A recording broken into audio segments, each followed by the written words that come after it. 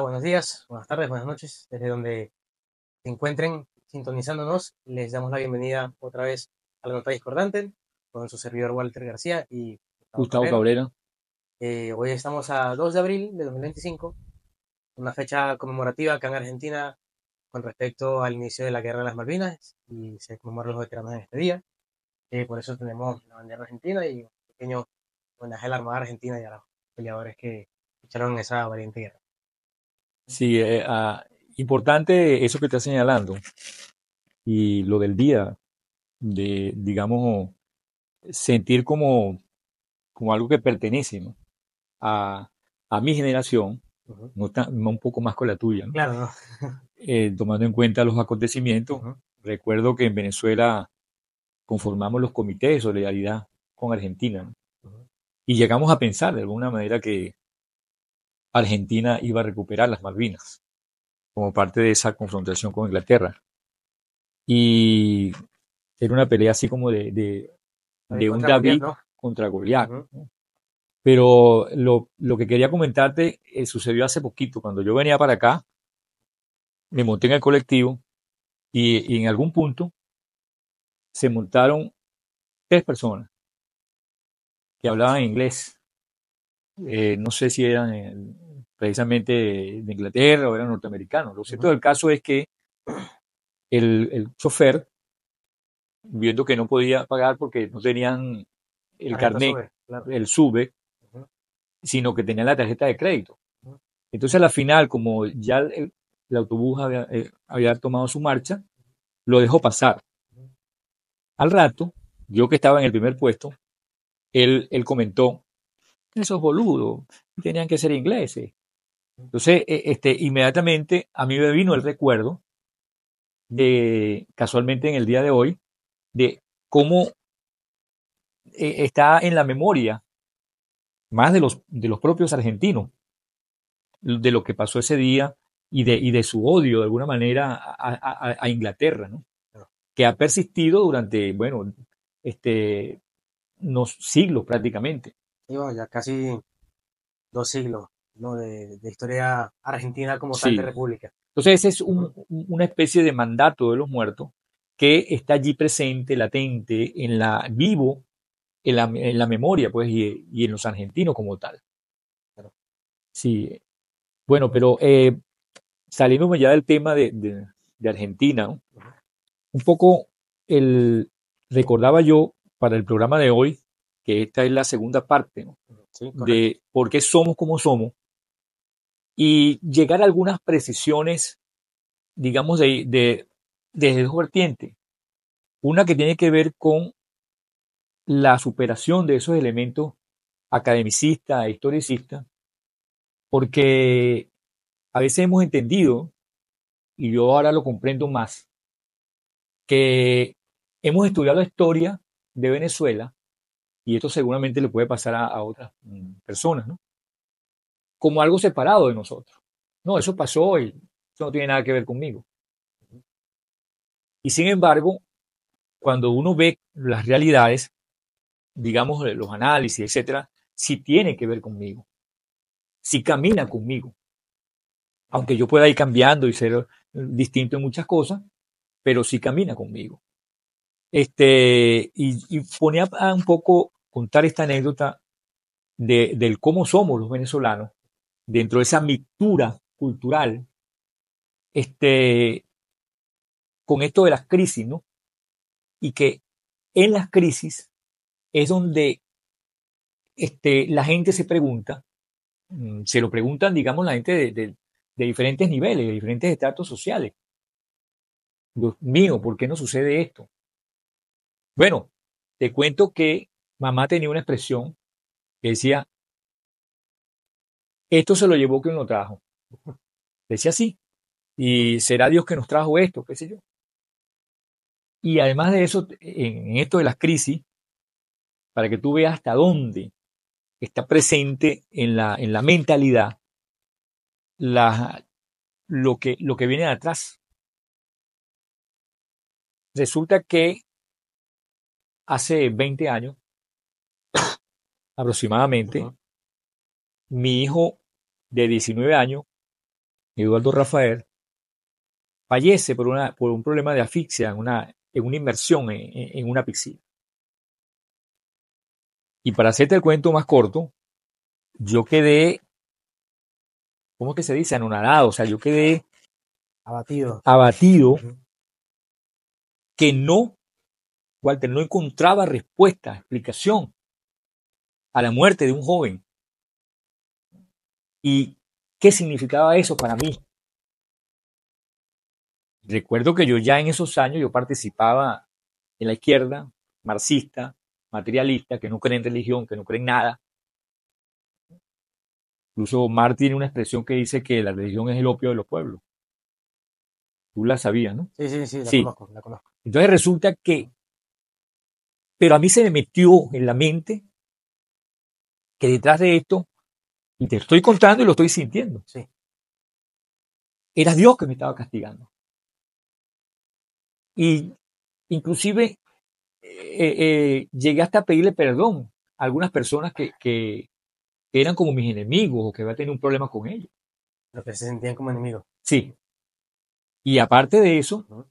mi hermana, que es un poco más religiosa, que no me militaba en nada, nos planteó que hiciéramos con mi mamá y creo que mi esposa también fue, una, un retiro religioso con los monjes, con unos monjes benedictinos.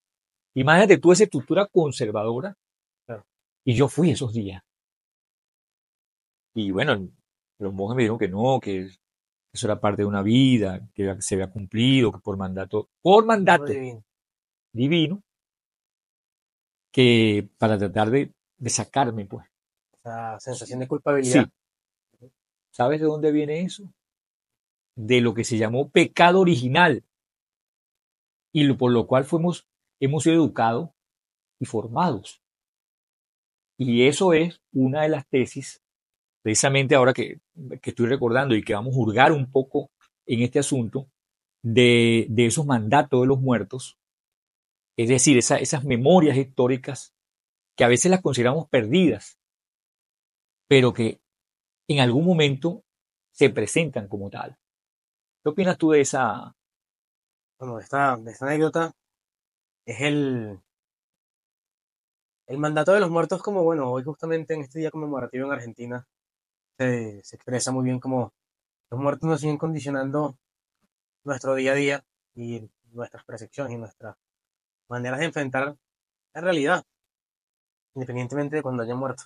Esa, esa carga al parecer no se va tanto históricamente, bueno, por ejemplo, en el caso venezolano, recuerdo ahora que estamos hablando del mandato de los muertos, esta idea que nos presentó Espíritu Rieta, El Espino Iturrieta, correcto. que, que comenta que los venezolanos identificamos a solamente dos personas hasta ahora, a Simón Bolívar y a José Gregorio Hernández hasta hace poco. Sí, cómo no. Pero que bueno, o sea, a tal punto que decidimos cambiarle el nombre a República Bolivariana de Venezuela hace casi 25 años, ¿no? Sí, Y creo que es una de las cuestiones bastante interesantes que podemos abordar ahora en este programa por el hecho de que, bueno, cómo eso nos afecta a nosotros aspirantes a republicanos, ¿no? sí. Bueno, tú has dado en el clavo en cuanto al el asunto de la República, porque precisamente si vamos nosotros al meollo del asunto, en por qué somos como somos, entonces viene así a preguntarse, ¿somos republicanos? ¿Qué es lo que identifica a un republicano? ¿Y cómo hemos venido lidiando con eso desde mucho antes de la propia independencia? ¿En qué sentido?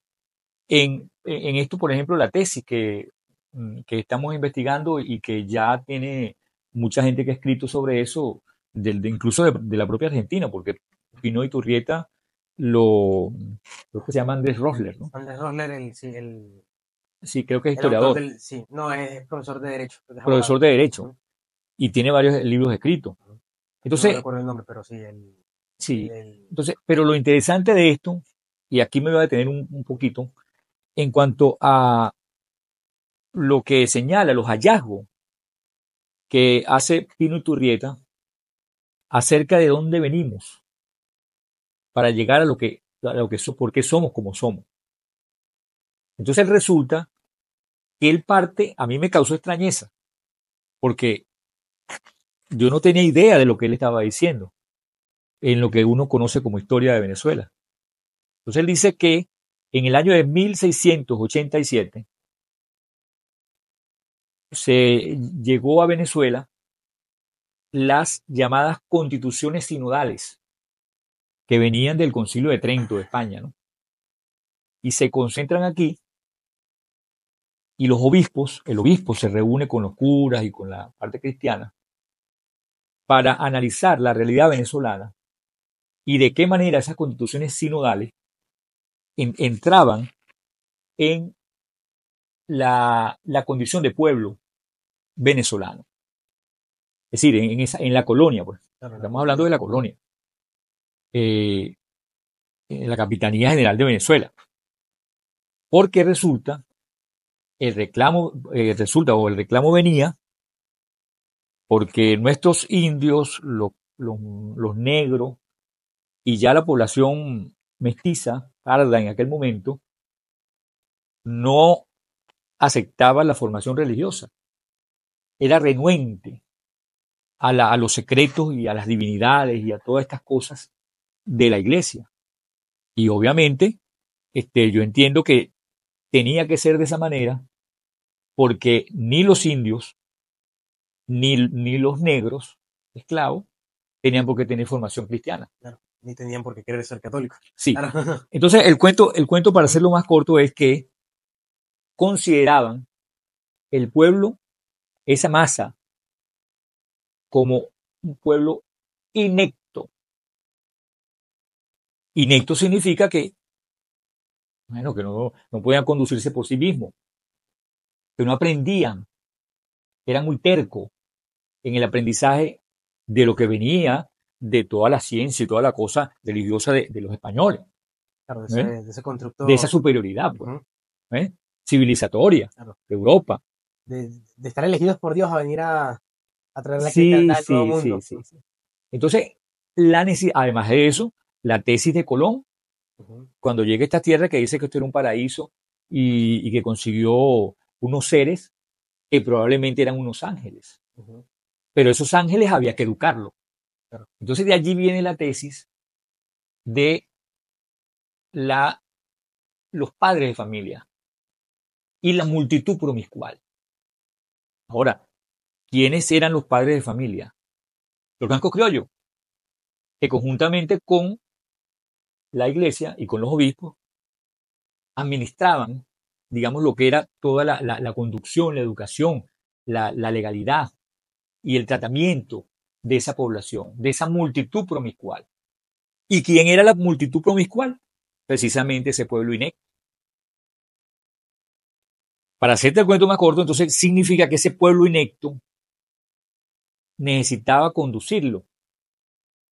Llegamos a la independencia, que entonces viene y la condición republicana, las ideas republicanas, que se supone que son las que pueden desentrañar y descubrir, pero se da en medio de una guerra civil, porque de alguna manera los pardos se preguntaban, bueno, ¿cómo estos van a ser república y nos han embromado a nosotros toda la vida? Entonces, por eso es que se van muchos con los patriotas y otros se van con los realistas, con los españoles. Entonces, resulta que a la larga, todo el siglo XIX fue lidiando en esa construcción republicana, pero siempre trasladando, fíjate esto, con respecto a los padres de familia y la multitud promiscual, que viene a ser como una categoría que se va a extender en el tiempo. Entonces, ¿cómo va a estar eso planteado en la condición, por ejemplo, ya ese pueblo libre, enfrentado a los terratenientes y enfrentado a los caudillos que ahora asumen la condición de padres de familia? Lo que toman esa... Sí, pero después de eso venimos a la construcción democrática con Gómez, por ejemplo. Gómez era, y hay un libro llamado Cesarismo Democrático de Laureano Vallenilla Lanz, que justifica los 25 años de Juan Vicente Gómez. ¿Por qué? porque ese pueblo inecto no se podía dejar conducir, no, Bueno, había que conducirlo, claro. había que educarlo. Bueno, después señala el amigo Pino Iturrieta que ese pueblo inecto tenía un nuevo mando, ¿no? Después con la generación del 28, con la salida de Juan Vicente Gómez, que eran en este caso los partidos políticos, sobre todo Adey Copey, en los 40 años, asumen la Ese papel. condición de padre de familia. Entonces resulta que ahora con toda esta situación donde la pregunta es cuándo hemos sido republicanos realmente. No hemos sido ciudadanos, en verdad. ¿Sí? ¿Te has preguntado eso? ¿Cuándo realmente hemos sido republicanos hasta nuestros días?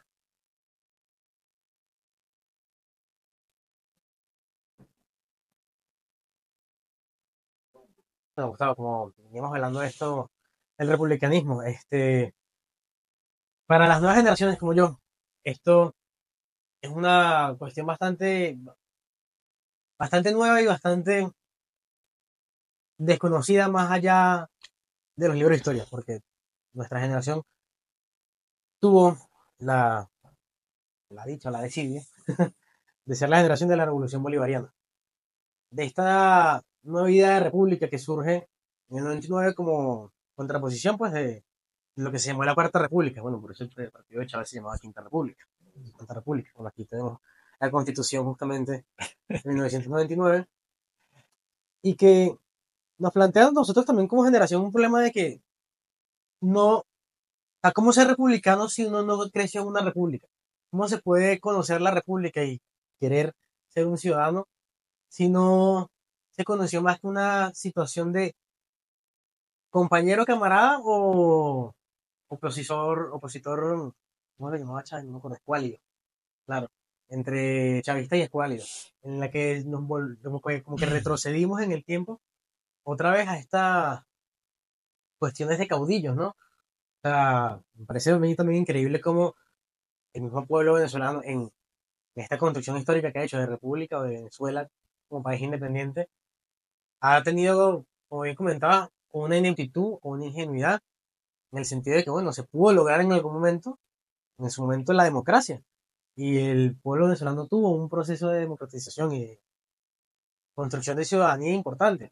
Entonces, como bien planteaste tú, ahí podemos enfocarlo en el inicio de la dictadura con Vicente Gómez, una dictadura que fue la dictadura que puso las bases del Estado venezolano actual. Bueno, justamente lo que fue ICAET, una institución de la Fuerza Aérea Venezolana en Maracay, justamente porque ese edificio en el que yo estudié se construyó durante la época de Juan Vicente Gómez. Fue la primera escuela Uh-huh. de aviación militar en Maracay. Eso ahí frente al Plaza Bolívar, enfrente del cuartel Bolívar, ahí en Maracay. Entonces, bueno, justamente también como maracayero creo que y como aragüeño no tiene esa percepción de buena visión hacia Gómez, pero no solamente por ser maracayero, sino por ser venezolano republicano, porque como también planteó yo Pinturrieta en una intervención, que comenzó la república lo hicieron los militares y que ahora la república la están destruyendo los militares. ¿Qué cosa, no? ¿Cómo ves tú esa regresión?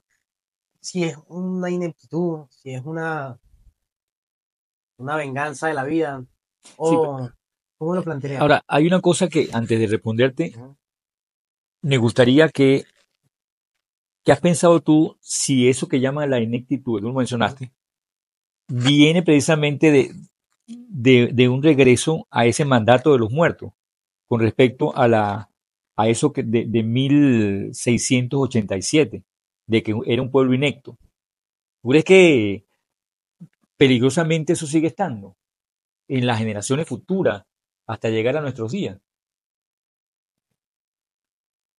Esto, a ver, es una cuestión de que justamente y ahora en esta nueva generación, porque tenemos tal vez dos nacionalidades, una afuera y otra adentro. Es porque aquí también me tomo y me agarro de los ejemplos de los momentos de las dictaduras en Chile, Argentina y Uruguay, en estas dictaduras del Cono Sur, que bueno, justamente parte de que la construcción republicana de estos países no se haya diluido fue en parte de la emigración que hubo. Pero como el caso venezolano es bastante particular ahora, sobre todo por el tema económico-social, porque, bueno, creo que nunca en la historia de América del Sur se había visto semejante debacle económica, que es como que, ¿cómo, cómo uno creer que esa actitud va a seguir subsistiendo ahora si lo que hemos tenido estos últimos 20 años han sido regresiones tan fuertes en el campo de lo social, de lo educativo, de esto? O sea, ahí me acuerdo una de las, una de las cosas que siempre me decía mi papá, que era, mientras no esté resuelto el problema de la papa, no hay nada más. O sea, mientras no esté resuelto el problema alimenticio, bien adelante, pues poco queda para pensar, ¿no? En la sociedad. Sí, ahora te voy a responder la pregunta Ujú. que me hiciste sobre la cuestión del militarismo, pero tú sabes que se me ocurre que desde la Constitución de Venezuela, que llegaron los religiosos y hicieron todo aquello, y consideraron al pueblo como un pueblo inecto, entonces de ahí en adelante toda una situación de cosas de altos y bajos, una presencia magistral de Bolívar y de los próceres de la independencia, una cantidad de cosas, y luego entonces todo ese siglo XIX de caudillos y después Juan Vicente Gómez y la época democrática. Yo lo que creo es que hay cosas invisibles que, no sé si poner el nombre de gazapos, que están en la sociedad, que están en la condición venezolana, y que es un poco la tesis de Pino Turrieta en el sentido de que pueden pasar siglos Ujú. cargando con ese San Benito de dónde venimos y que van a identificar permanentemente el por qué somos como somos. Por ejemplo, en Venezuela hay una frase que dice, eh, se hace la ley, pero también la trampa. Y entonces tú ves que frente a la ley tú dices, sí, sí, está la ley, pero después Ah, transgredes la ley, se acata, pero no se cumple. se acata, pero no se cumple. Ujú. Entonces, y de allí todo ese comportamiento de la viveza criolla, del venezolano, del igualitarismo, del resentimiento en lo que son, porque todo eso está allí presente, latente, en ese constructo, en esas mentalidades de la condición venezolana, el propio militarismo. Entonces, en realidad, la explicación que dice Pino Turrieta es, todo eso se puede volver a presentar, se puede volver a presentar si no ha quedado claro, si no lo dejamos en el pasado y verdaderamente primero nos ponemos de acuerdo como ciudadanos, como pueblo, en qué es lo que queremos para el país, o sea, para la nación. ¿Somos republicanos? Bueno, vamos a desentrañar qué es la situación de republicano. O pensamos que eso se va así por arte de magia, cosa que no parece ser. Y que en este momento de crisis es cuando nosotros vemos que los demonios, como tú señalas, se han regresado. Entonces fíjate cómo yo aquí tengo un libro que es importante citarlo en este momento, se llama La modernidad mestiza del sociólogo Roberto Briceño León, un estudio de la sociología venezolana y que un poco también identifica el por qué somos como somos. Y él dice aquí en este pequeño aparte que lo voy a leer, en la tapa, dice que la sociedad venezolana es una continua transformación. Dice, fíjate esto, elemento, es una mutación perenne que deja atrás y sin piedad lo que fuimos, por una ansia insaciable de lo que seremos. ¿Qué pasa? Que en ese tránsito mutante, si nosotros no liquidamos a los demonios que vienen persiguiendo históricamente, entonces regresamos a la condición de inecto, regresamos a toda una conciencia. Bueno, la expresión aquella que dice no estaba muerto, Lo que estaba estaba aquí. de parranda, sino que estaba de parranda. Entonces Ujú. uno se asombra por eso, un poco en medio de esta crisis es que se dan las investigaciones y bueno, por qué llegamos a esto? La expresión aquella que yo no sé si lo dije en el programa anterior, de que éramos felices y no lo sabíamos. Una mera expresión, ¿verdad? Pero que ahora, digamos, preocupados desde el punto de vista sociológico por lo que nos pasa. Entonces, ¿cuál es la tesis en líneas generales de Roberto Briceño León? Él señala, Venezuela sí entró en la modernidad, pero con una pata coja, que tiene que ver con la dependencia, que tiene que ver con los elementos culturales, que tiene que ver incluso con cosas de la cultura oral, de la cual nosotros nos cuesta desprendernos y entrar en la cultura científica, salir de las especulaciones, salir de algo, yo no sé si atávico, que tiene que ver con el problema religioso, Ujú. donde ocurrimos, bueno, no vayamos muy lejos. Tengo entendido que a esta candidata o a María Corina Ujú. llegaban y debe tener en su caso un montón Rosario, de rosarios sí, y de cosas, y la espiritualidad de ella, ¿no? claro. Entonces, ¿cómo manejar ese elemento sin que raye en la especulación? Claro. Porque lo que nos está sucediendo, yo creo entender lo que no es un problema de Dios. No sé qué piensas tú, qué aporte puede hacer en eso Sí, como bueno, joven. es que justo como joven y también en mi condición de que pues, conozco otras sociedades, bueno, obviamente la sociedad Ah, sí, que me tocó importante. conocer fue China, es el sentido de que también siento que hay que ver a la sociedad venezolana y a Venezuela como tal en un contexto histórico más amplio, en el sentido de que, bueno, justamente tenemos civilizaciones como la China que tienen 4.000 años de existencia, en el que, bueno, han pasado por más hecatombes de las que nosotros hemos pensado y que han tenido estos altos y bajos. Bueno, justamente el siglo XIX para China fue el siglo de la humillación, cuando los invadieron los británicos, los ingleses, y tuvieron también esa, no de la misma manera obviamente, pero o sea, sus dificultades y sus maneras de encontrarse. Y creo que, sobre todo para la sociedad venezolana, que es una sociedad tan joven, en el sentido de que, justamente como plantea Roberto Briceño León, una sociedad mestiza y mixta. Creo que también es algo muy americano el hecho de que, bueno, en este nuevo mundo nadie es realmente de acá, sino que todos venimos de paso, o todos venimos a llegar a establecernos, porque venimos huyendo de otro lugar.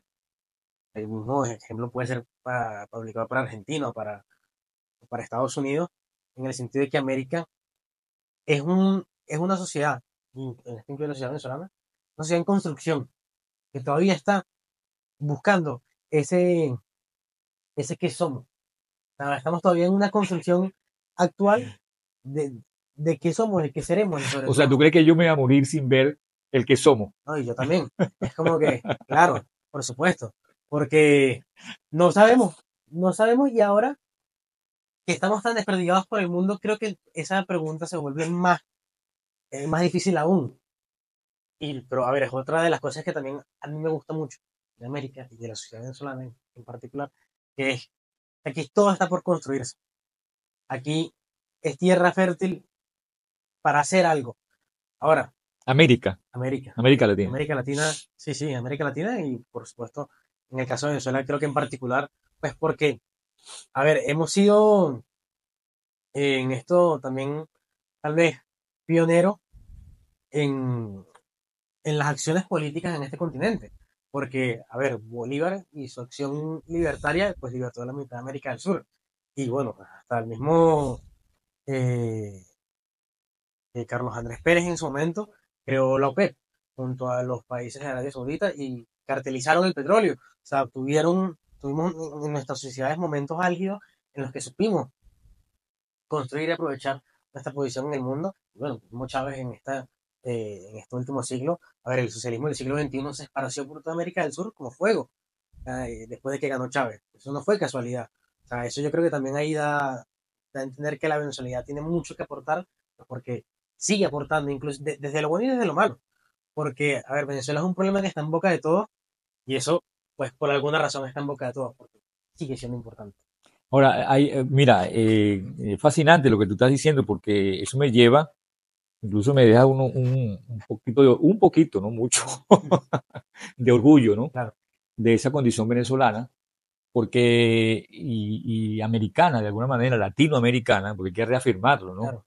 América Latina, frente a la situación del mundo, de, del mundo entero. O sea, porque nosotros tenemos una caracterización cultural y una manera de pensar, de ser, y cuando uno va a otros países, uno encuentra las diferencias diametralmente opuestas en Ujú. maneras de ser, de mundos, como el caso del mundo europeo, Alemania, Inglaterra, los Estados Unidos. Yo no he estado en esos países, pero ya son países como que ya están vegetando Ujú. entre una manera de ser.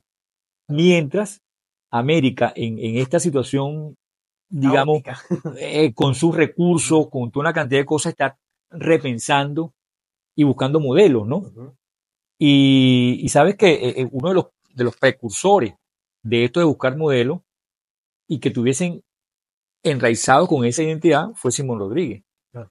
de hace 2 siglos, ¿no? Ujú. Este, donde él decía que América tenía que ser original y que original tenía que ser su gobierno. Ujú. Por eso aquella expresión de inventamos o erramos. Ujú. Eso no lo entendieron, porque tú sabes que también tenemos un elemento muy negativo, que es que, y lo dice José Ignacio Carujo, yo creo que lo dije, Cabruja, y lo dije en el pasado programa, que somos muy copiones Ujú. de lo de afuera. Claro. Y entonces, ¿qué pasa?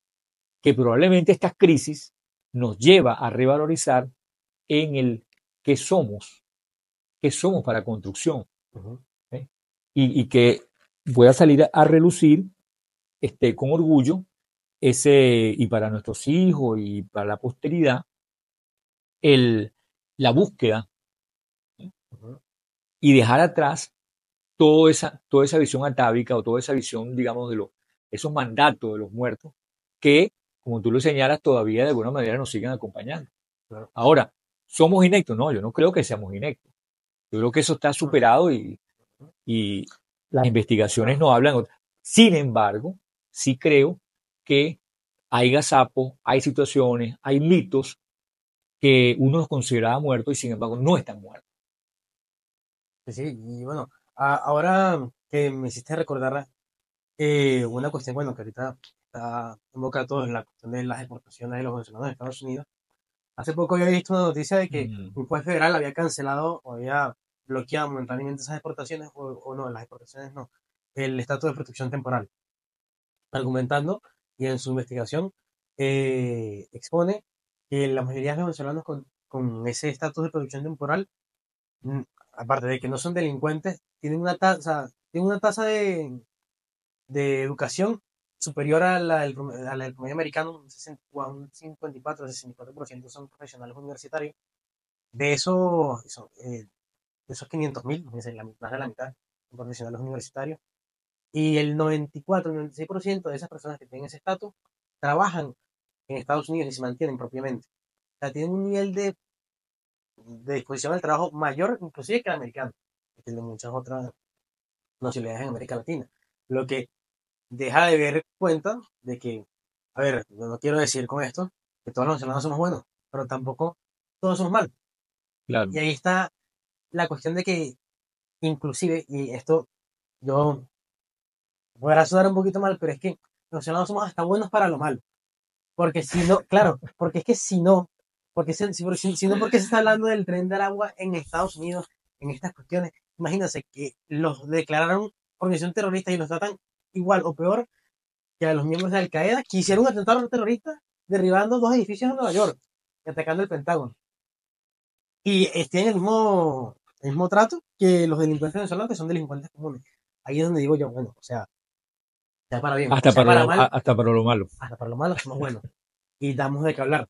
Y eso es algo Sí, que no es por querer ser orgulloso, pero es algo que tenemos que entender que en esta construcción, que va a ser caótica, que va a ser peleada, que se va a sufrir y se está sufriendo como se sufrió, las oportunidades son tales y son tantas que son cosas que para mí solamente se pueden encontrar en el Nuevo Mundo, en América, en sí, Venezuela. y un poco pensando, chico, que, bueno, yo lo había pensado, No me siento orgulloso del Tren de Aragua, ni No, claro, yo creo que tú tampoco, ¿no? no, no, Y toda esa estigmatización, no estigmatización, esa esa realidad realidad, porque es una realidad, claro, de, de Venezuela también.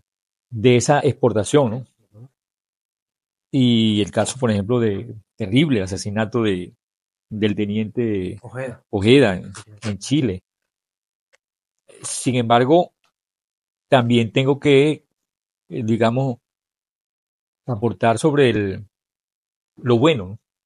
Es decir, esa condición de trabajo, de esfuerzo que hacen los venezolanos en cualquier parte del mundo, Ujú.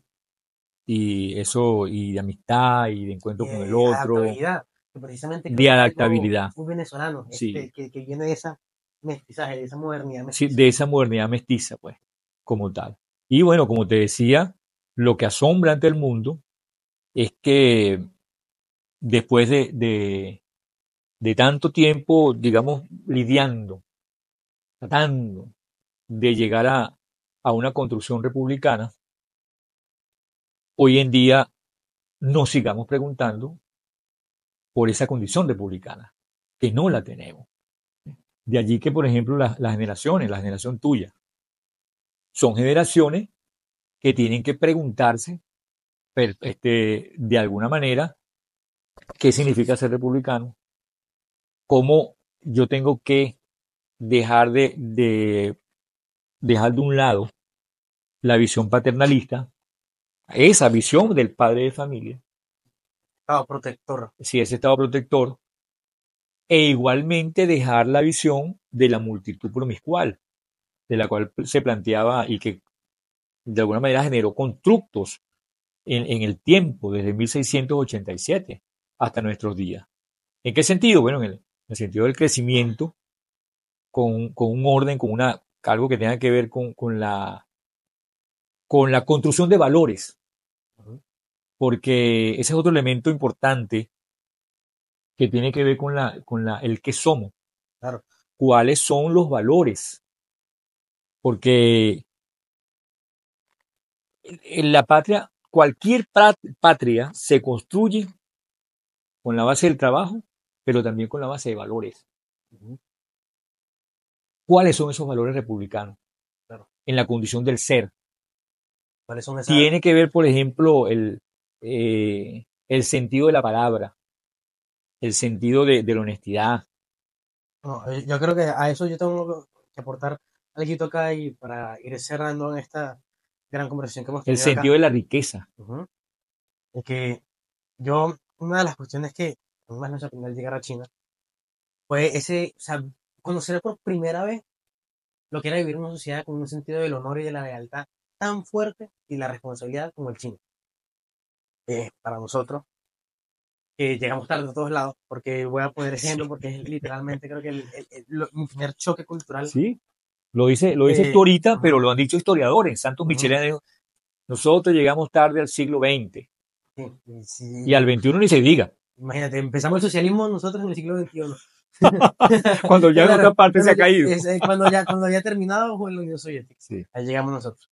Pero bueno, creo que justamente algo tan mencionante como llegar tarde, cuando uno llega a otras culturas en las que está terriblemente mal visto llegar tarde, sino que la gente llega 5 minutos antes a las clases o a cualquier cuestión que no lo inviten. Pues bueno, obviamente, yo los primeros días me llamaban la atención constantemente por eso, hasta que entendí que acá se valora el tiempo de los demás, se, se valora la concepción de que uno está en comunidad, de que el prójimo es una persona que merece respeto y viceversa. Y ahí, a partir de ahí, se desprenden todas las cuestiones de honorabilidad y otras cuestiones que, bueno, que en Venezuela todavía se están construyendo, que son cosas que no calaron, justamente también, bueno, creo que por el tema de que al ser tanta mezcla, de venir de tantos pensamientos y tantas maneras de ver la vida diferente, que bueno, que todavía seguimos en estas cuestiones esotéricas, pues, de,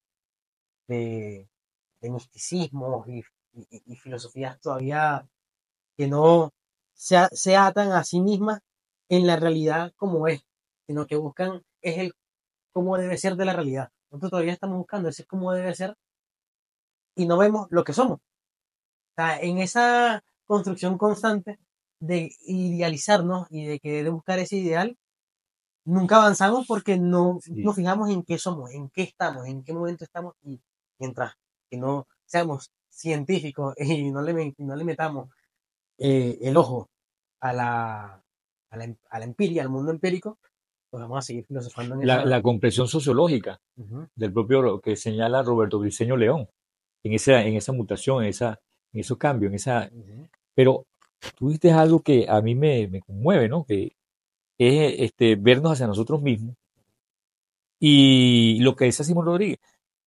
Inventamos Y un por ramos. poco, sí, metemos Ramos, y un poco me recordaba un poco que leyendo a Pino Iturrieta, él recordaba que uno de los momentos que aquí se hizo república fue entre 1830 y 1848, que fue la época de Páez, Vale. Ujú.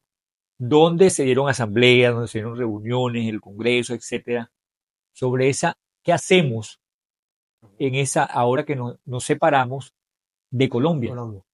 y que él considera que fue necesaria. Ujú. No vamos a discutir el porqué, pero que fue En otro necesaria. momento. Ujú. Y entonces señalaba que los elementos centrales de esas conversaciones entre los filósofos, los historiadores y las personas y los congresistas era qué criterio teníamos con relación a la riqueza, cuándo era mala la riqueza y cuándo era buena, qué pensábamos de bienestar humano, qué pensábamos, mira esto, porque no es que todo lo religioso sea malo, Claro, no. qué pensamos de la gula, Ujú. y eso discutido En asamblea. ¿eh? Entonces, yo por lo tengo, ahorita no lo voy a señalar, pero señalaba las cosas que contribuían al bienestar de individual y de grupo y de la colectividad. ¿Eh? Entonces, si tenemos grandes pensadores, nombradas hace poco, Ah, Juan Germán Rocio, Rocio. si tenemos a Grandes estrategias militares. ¿No? Augusto Mijares, tenemos al mismo Vallenilla Lanz, y gente que ha venido muy seria, que ha venido haciendo grandes aportes. Tenemos a Mario Briceño Irragorri, Ujú. gente que pensó en Mismísimo la Carlos Rangel. construcción de Mismísimo Carlos Rangel también. Carlos Rangel con Ujú. su del buen salvaje al buen revolucionario. Entonces, sí tenemos desde tiempos atrás hasta la contemporaneidad gente que se ha dedicado a estudiar, ¿ves? Estas realidades y cómo, digamos, entender una visión republicana y ser republicano en el caso de los venezolanos. Yo quería cerrar un poco con esta expresión cuando se me hizo muy familiar cuando tú dijiste que llegamos tarde, porque yo tengo una frase que la he escrito, no sé, por allí. Yo digo, he llegado tarde al reparto de los panes. Tiene una conexión con la cuestión cristiana de Ujú. multiplicación de los panes, etcétera.